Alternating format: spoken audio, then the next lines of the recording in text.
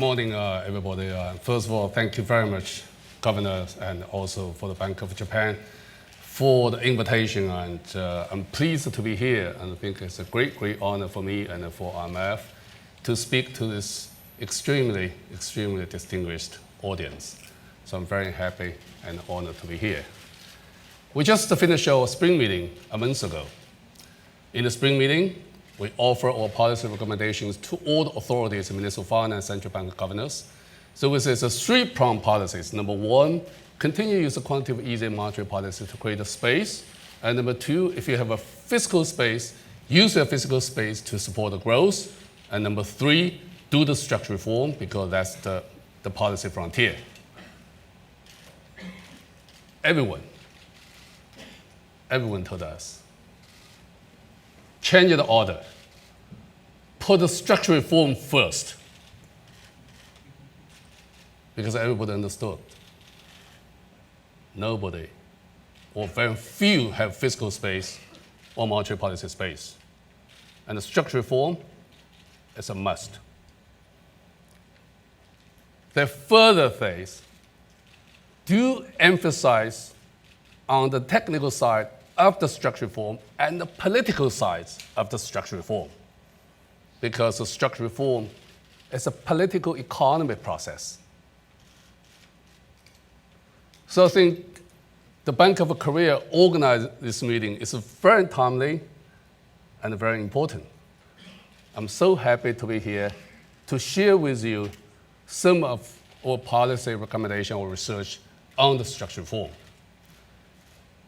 So basically, when I talk about structural reform, both in Asia and the whole world, but also I would like to lay out the first issues why we have to do the structural reform. This is a global economic and financial situations. Because today, we don't have very much space to implement both the monetary and fiscal policy. So my first sessions will be the global macro trends. I say growth and will be low for long, and the market volatility will be high for long. When we talk about global growth, I think it's always important to go back to this basic chart. Everybody asks me why the growth is so low and gradually also on downsides in the past few years. I say we have to go back to the chart to understand this 2008 global financial crisis really left a big scar than everyone thought. The blue line is our forecast in 2007 global GDP level. This is our forecast 2008. We saw the crisis well deep the GDP level, but red line is a real global GDP level. In all the crises before, anytime we have a crisis, this GDP will drop, but will go back, rebound strongly above the trend, then gradually soft landing to the trend, move forward. In the past 7 years, indeed, the global have so many crises, but we never lost a big chunk of GDP. We always go back to the original trend. This is the first time we got this crisis. We're way behind the trend. Virtually, the whole world lost 10 to 15% of global GDP permanently. I don't think ever we'll be able to get this GDP level back. In advanced economy, the gap even bigger, and the concern is the slope even getting flatter. That means the growth is so weak, and the gap could be bigger and bigger. Even in emerging markets with a strong stimulus, you will see there's still a gap. This is a typical after financial crisis recover readjustments process. We talk about stagnation. We talk about super debt cycle, the reason. But I would say for this crisis, the reason for very moderate weaker growth is just the crisis too big. We are in the recovery process. It will take time. I think this is very important. So that's the reason many countries today operate under the capacities. Many countries have a negative output gap. In advanced economy, roughly 1.5%. Even in emerging market, roughly 1% negative output gap. Because we lost a big chunk of global GDP. So the growth has been weak. Since 2010, after strong stimulus, growth is all the way down, down, down.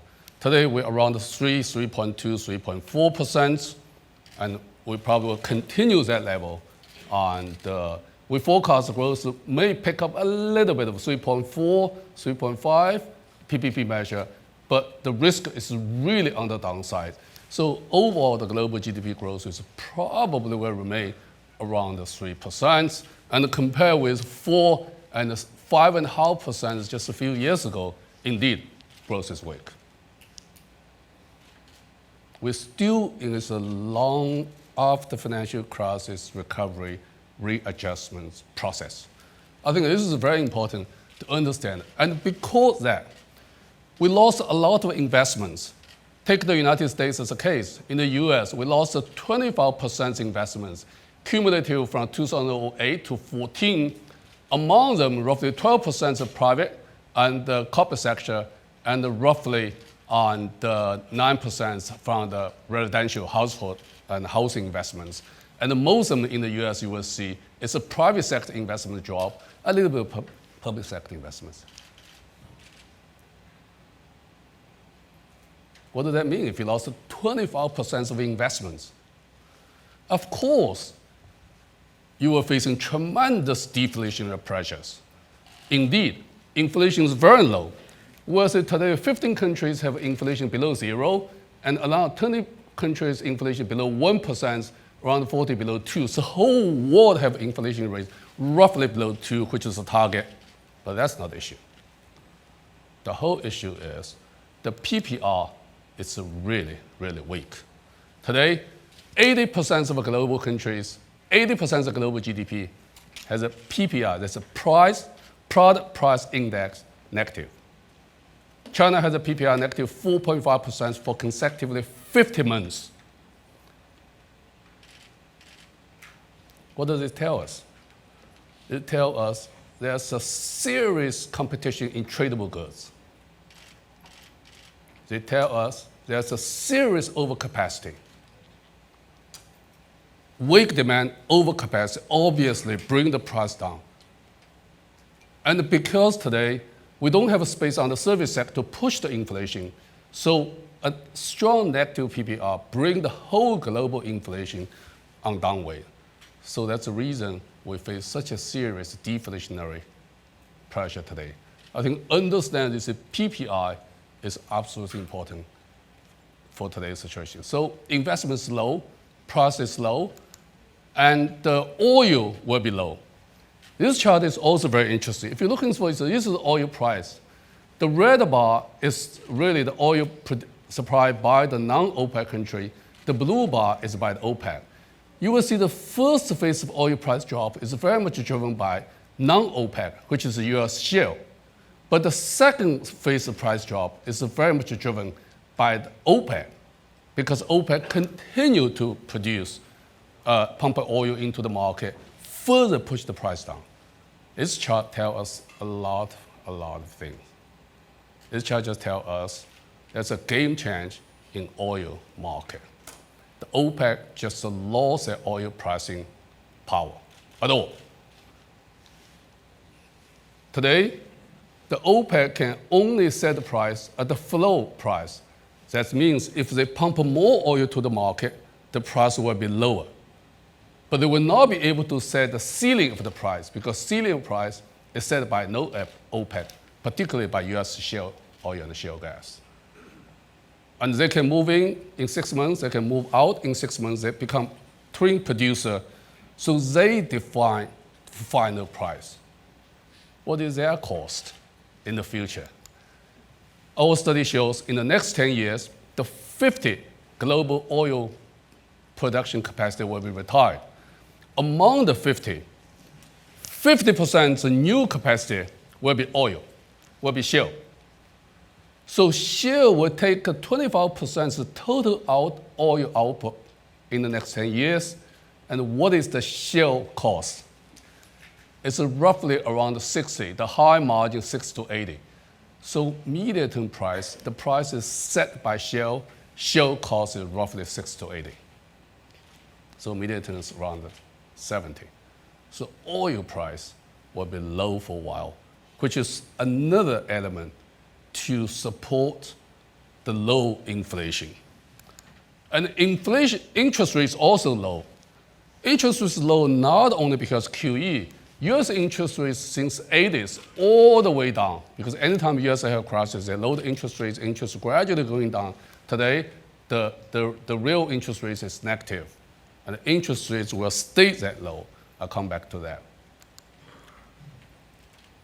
So far, just in a few minutes, I try to show in the whole world, we're in a low growth environments, low inflations, low investments, low interest rates, and low oil price. But I would like to emphasize one thing, they probably will stay long. Why? The first issue is we don't have a physical space. So we understand all those things very much due by the lack of aggregate demand. We need aggregate demand, we need to push aggregate policy to move the growth, move forward, but we don't have the policy space. This is the fiscal space we did in 2007. This is for the advanced economy. We rebase 2007 is 100. We think that for them, they probably will stay with the same fiscal space in the next 5 years. But what happened in the real life is, in the advanced economy, their fiscal deficit increased 50%. They will stay that way high. They will gradually drop until 2017. It's also happened even in the emerging market. We expect in that day, 2007, without crisis, we expect to see the emerging market fiscal debt level will drop roughly 20%. But what the real happens, because crisis stimulus package, the government expansion increase, the debt level increase roughly once again, 30% will stay there until 2020. Even in the low-income country with HIPC, the debt really drops. We forecast the debt will further drop 30%. In the real life, the increase 15 to 20%, that will stay there. The whole world have no physical space. And this chart also tells us why there's no physical space. I hope the people in the back have a very sharp eye will be able to read those numbers. Can anyone read? Uh-oh, too bad, sorry about that. So let me tell you, let me put the first line. This is advanced economy. The government debt to GDP ratio in 2007 is 72.6% of the GDP. In 2014, become 104.6%. So advanced economy increased debt to 42%. But how much they pay for interest payments? That's interest number. They pay 2.9% of GDP for interest payments. In 2007, today, they pay 2.9% GDP for interest payments. They say, wow, that's fantastic. Your debt increased 42%, you pay the same amount of your GDP for the interest payments. It's great. But what if interest rates change? What if interest rates increase? 1 percentage point interest increase will cut your 1% of GDP of your physical space. For many countries, we just cannot do that. So there's two theories put on the low interest rate environment after the financial crisis. So one is a super cycle of debt issues. One is its interest rates, payments pressures. You just cannot raise interest rates. And further, we'll not only not be able to raise interest rates, we're moving to negative interest rates. Today, 6 countries account a quarter of global GDPs under the negative interest rates. This is a serious challenge. I'm going to talk about structural reform. I don't have time to talk about negative interest rates, but I will say there are success cases. There's not all clear cases, but this is a new area we've got to be very, very careful. So bring all the things together. If you're looking for the global situations, I would say we're facing this sort of moderate growth, low investments, low inflation rates, low interest rates, no energy price, and probably will stay for a while. This is our macro environment we're facing. But meanwhile, the financial market can be very volatile. we see there's a structure change because the first issue is the dealer because it's really reduced the market making inventory, make liquidity much more tighter. And when the market becomes shallow, the depth drops in that way and the volatility increase. And when the whole market structure shifts away from traditional banking sector to asset management company, and also they also leverages. What we found the most astounding thing in financial market is moving into the asset management company is a big structure change in financial sectors. Roughly 20 years ago, the whole banking sector, in the US, the banking sector roughly accounted $5 trillion. Today it's $15 trillion. But all the asset management companies, 20 years ago, is only roughly $2.5 trillion. Today, $15 trillion US. So financial really intermediation is moving away from traditional banking sector to asset management company. Compared today with 2007, in the US, for example, the whole banking sector lendings to the corporate sectors increased only $276 billion, but the asset management company lent to the private sectors $1.38 trillion US. This is structure change have a fundamental impact on the market liquidity, on the risk profile. I think that's a very important issue to understand. And with the deviation monetary policy, US become tightening, and the Euro and Japan still easing. We see the exchange rates also diverging. Exchange volatility clearly become the key market volatility issues today. And the most important issues, what we found is the market co-movements we all understand today create a huge liquidity issues and amplify the volatility.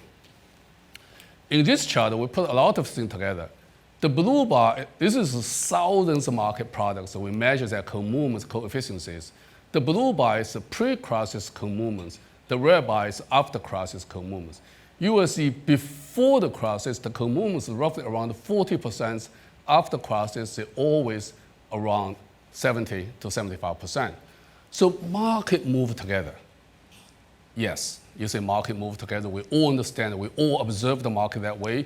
Yes, it's extremely difficult for the portfolio manager to manage their portfolio because when market move together, how do you diversify your assets? But more than that, there's a profound market implications. Let's move to this chart. What we found is absolutely interesting and stunning. The blue dots here is really the co-movements, coefficients before the crisis for all the derivative products across the globe. So it's 1,000 different products. We see the co-movements have a co-relationship roughly from negative here to 80%. So that's okay. It's a very normal distribution. Something linked to each other closely, something don't.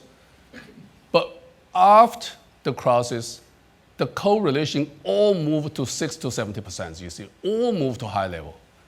But that's not the story. The real story is when they move to all high correlations, they move to that directions, the liquidity drops. So liquidity drops dramatically. Now that's a concern. You can understand when the market moves together, obviously at that particular moment, liquidity will drop. When market moves together, liquidity drop, what will happen? Market will be very, very volatile. Indeed, that's exactly what we observed. We observed huge market volatilities in early February, January this year, but more than that. We measure market volatility by one-day movements against the 100 days moving averages. We measure market volatility by how much standard deviation they move. This chart tells us. In the US S&P market, last year, we observed the market movements of 5.5 standard deviation drops, which is the biggest drop since 1928. In US 10 years Treasury bonds market, the yield curve dropped roughly 7 standard deviations, which is the largest one since 1962. Not even mentioning euro, currency market. Not even mentioning the VIX, which is the largest one since 90. The market has been extremely volatile already. And we'll continue to see the huge volatilities to come because the fundamental market structure change, because the co-movements and the co-movements lead to the liquidity and the volatility, because we're so interconnected to each other today. So bring all those macro trends together. The point I try to make is globally we'll see where we are in the low growth environments, where low inflation, low interest rates, low energy price, and the low investments, but with very high volatility in the financial market, which is a potential risk for growth anyway. What about Asia? Asia also facing as a big structure change. Asia has very strong growth. You will see the average global growth 3%. Asia have 5 and 5.2, 5.3. Asia still contributes 60% of global growth. This is fantastic. But Asia is no exceptional. If you're looking for the output gap, you will see most of the Asian countries still have a negative output gap. Thailand, Japan had the largest one. And if you're looking for the inflation and the consumer price index is still relatively low, quite a lot of countries in the negative. And you see PPI, product price index, almost all of them still negative. Yes, Asia is doing fine. Asia have still maintained strong growth, but still under the capacities have a negative output gap. Inflation, particularly PPI, still low, so deflationary pressure still there. Once again, this is just to lay the base for the further structural reform. And China today also goes through a structural reform, rebalancing. It works. You will see this is service sector to GDP increase dramatically, investments and the jobs. Consumption low, then picked up, and investments again, drops.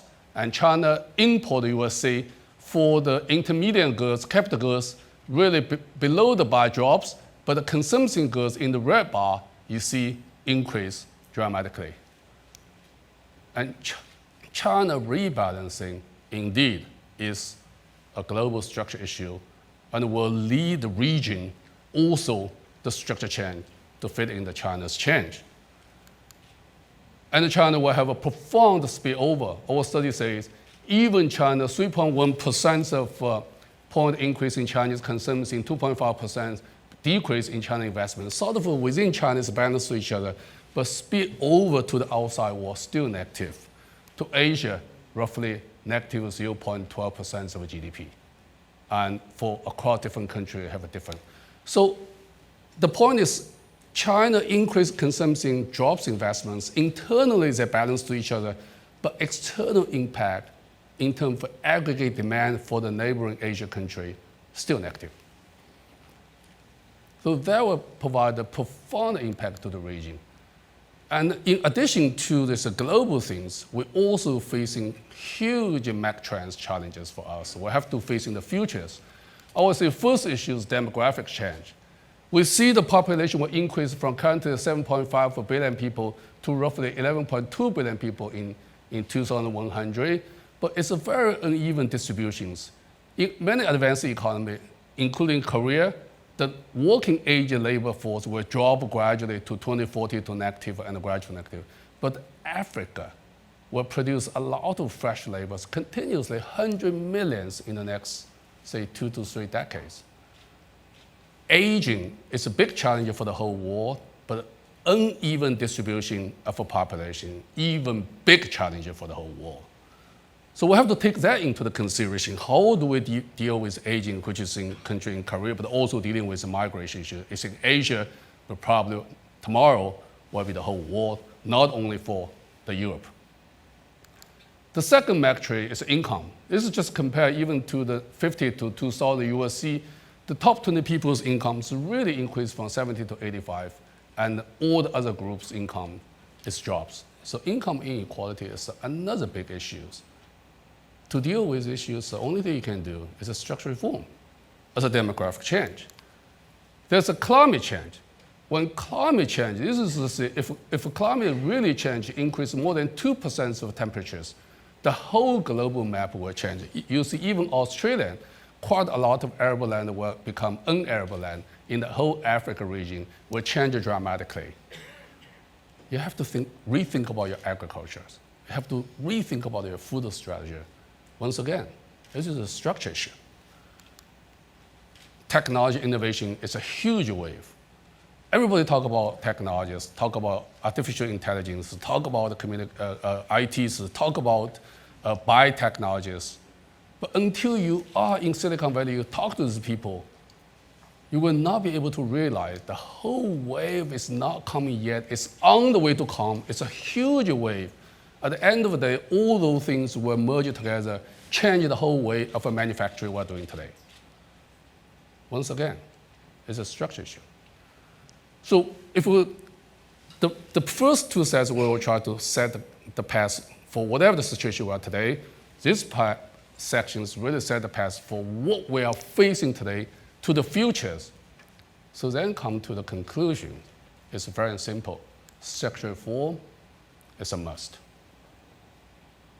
Because you don't have a monetary policy, you don't have a fiscal policy space, you need to push the growth. The only thing you can do is structural reform. You're facing the challenge from the futures. You have to adjust your structure to meet the future challenges. Once again, it's a structural reform. So what do? We think a structural reform is really the policy frontiers for today. It's a good time to do the product market, labor market particularly, to boost the productivities and to reform and also financial sector, many things. Now, when you do the structural reform, I would say understand these three things very important. The first issue, understand what is your income level. Understand what is your cyclical position. Are you in the weak growth position, strong growth?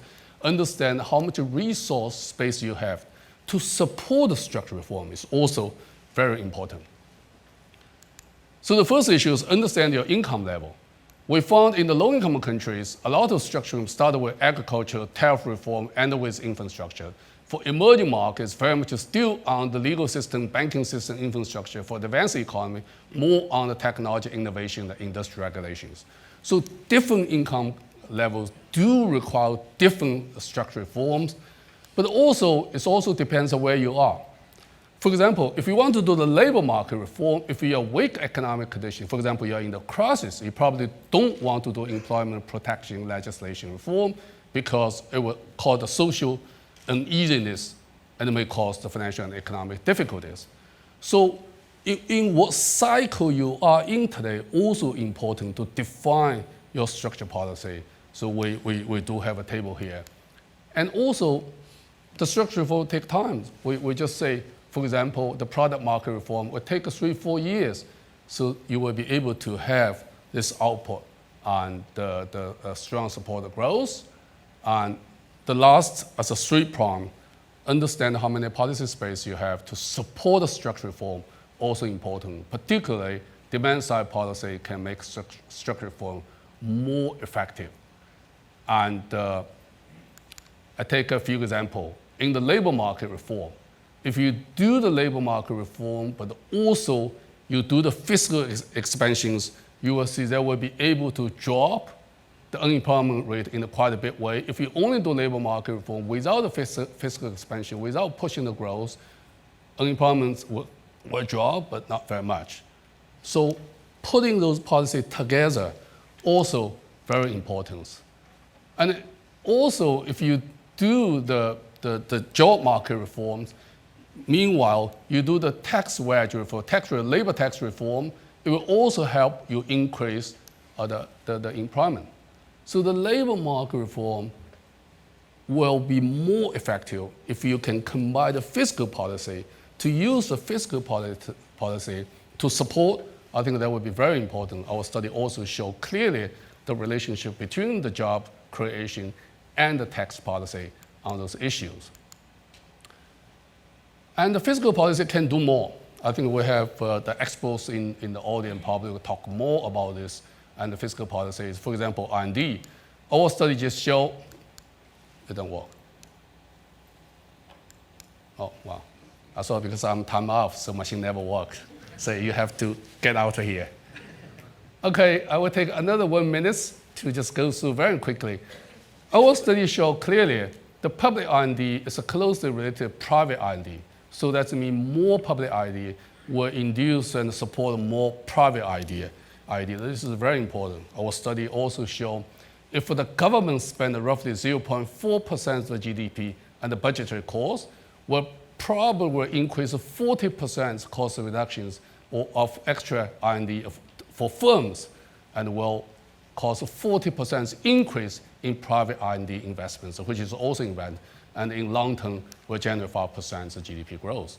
Now, this is very, very impressive. So this is the structural reform we recommend for many Asian countries in the past Article 4 consultations. We always say to do the structural reform. This is the most important for today. For example, in Korea, we emphasize first innovations, we emphasize education and healthcare, we emphasize on the competition, emphasize on reducing labor market rigidities and female labor participations, also social spending, pension reform, and tax reform. So those are things we mentioned for Korea in the past few Article 4 consultations, and we always advertise the importance for tax reform. Indeed, many countries in the region is doing tax reform. China liberalized the deposit rate, for example. India subsidy reform, and Japan's increased the female labor force participations. So many things happen in this region as well. So what's the takeaway for the structural reform? I think at the macro policy level, it's a very important three-pronged. The first, identify gaps in structural policies and the performance. The second issues, you consider macroeconomic policy context. That's the income level, your cyclical positions, your policy space, and your preference and the trade-off. Then you come to prioritize the structural reform. So putting everything together, I think roughly in this 25 minutes, I actually take 28 minutes. And I hope Governor from St. Louis will not kill me. And I don't think I want to eat your 3 minutes. So the whole point I try to make is, if you're looking for the global situation, we're going to be a low growth, low interest rates, low inflation rates, a low investment situation, and for a while. And the market can be very volatile. And we're also facing huge macro trends coming to us. Bring this together. You don't have a policy space, you don't have fiscal space, you don't have monetary policy space. What do? Structural reform. When you do structural reforms, you got to be very careful to think about your income level, your cyclical positions, and your other policy space. The whole idea is not to do the policy space to support the growth. It's use your policy space to support the structural reform, to support the growth. I think that's the policy recommendation we give for every member. Thank you very much.